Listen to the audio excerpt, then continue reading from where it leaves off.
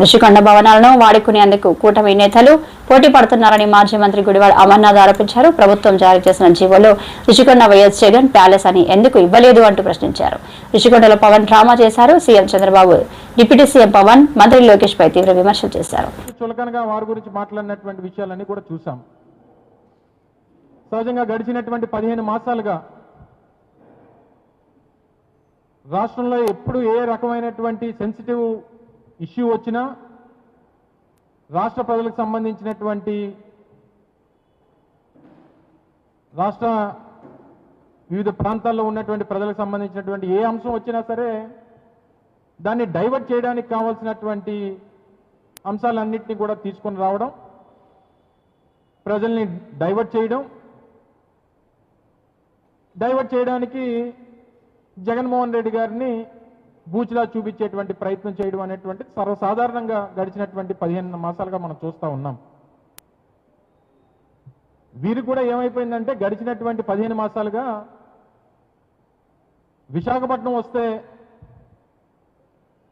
ఆ రోజు మా ప్రభుత్వంలో రిషికొండ దగ్గర నిర్మించినటువంటి రిసార్ట్ ఏదైతే ఉందో అది ఒక ల్యాండ్ మార్క్ లాగా అయిపోయింది. అంటే ఒక టూరిజం డెస్టినేషన్ అయిపోయింది. వాళ్ళకి వచ్చినటువంటి ప్రతిసారి ఏ పార్టీ నాయకులు వస్తే ఆ పార్టీ నాయకులు రావడం, ఆ రిసార్ట్ టూర్ వేయడం, బయటకు వచ్చి సెల్ఫీలు తీసుకోవడం, ఆహ్లాదంగా సముద్రాన్ని ఆస్వాదించడం,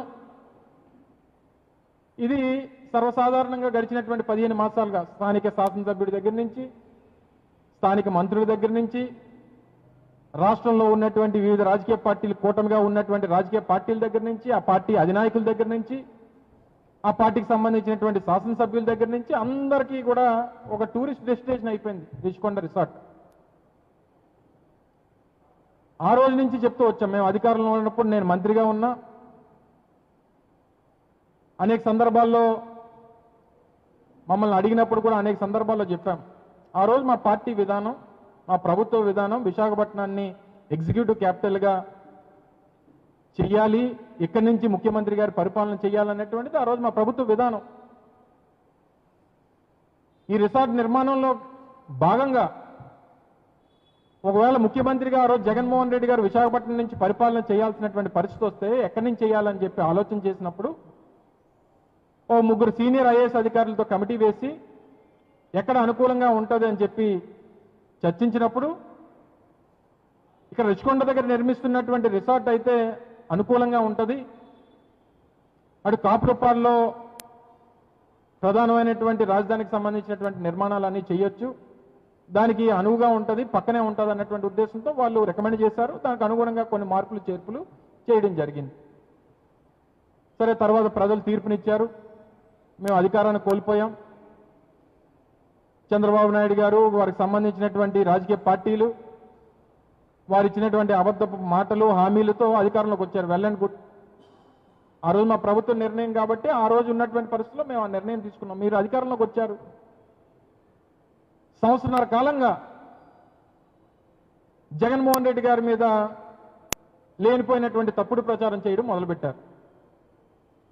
ఇది జగన్మోహన్ రెడ్డి గారి ప్యాలెస్ అని, ఇది రుషికొండ ఇంద్రభవనం అని, ఇది జగన్మోహన్ రెడ్డి గారి కోసం కట్టుకున్నారని, ఇది జగన్మోహన్ రెడ్డి గారి సొంత భవనాలని, ఇది ఎన్నికల్లో ముందు నుంచి వారు అధికారంలోకి రావడానికి, అధికారంలోకి వచ్చిన తర్వాత నేటి వరకు కూడా దాన్ని ఒక రాజకీయ అవసరాల కోసం దాన్ని వాడుకుంటా ఉన్నారు.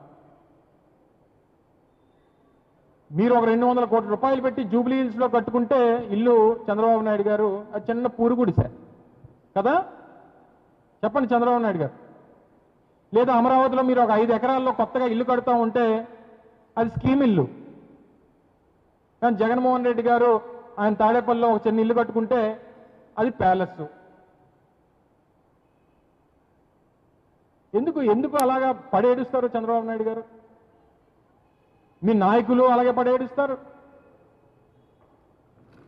మీకు సంబంధించినటువంటి మీ మిత్రపక్షాలు అలాగే పడేడుస్తాయి.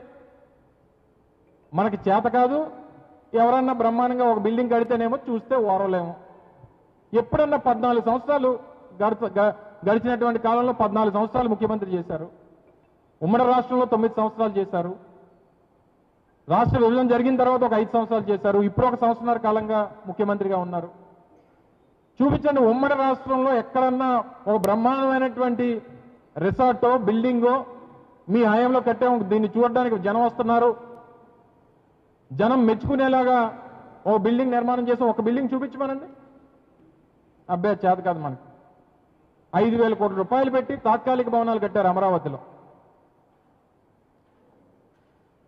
ఆ భవనాలు ఎలా ఉన్నాయో, వర్షం పడితే ఏమవుతుంటుందో అవన్నీ మీకు కొత్తగా చెప్పాల్సినటువంటి పని లేదు. నిన్న పవన్ కళ్యాణ్ గారు, వారికి సంబంధించినటువంటి వారి శాసనసభ్యులు అందరూ కూడా నిన్న వెళ్ళారు. వారు కూడా చాలా ఆనందపడ్డారు. నా ఉద్దేశంలో వీళ్ళు నాకేం కనబడుతుందంటే, ఇది ముఖ్యమంత్రి గారు వాడాలా, ముఖ్యమంత్రి గారు కొడుకు వాడుకోవాలా, లేకపోతే పవన్ కళ్యాణ్ గారు వాడుకోవాలా, ఎవరు వాడుకోవాలో తెలియనటువంటి పరిస్థితుల్లో ఒకరికొకరు పోటీ పడతా ఉన్నారు.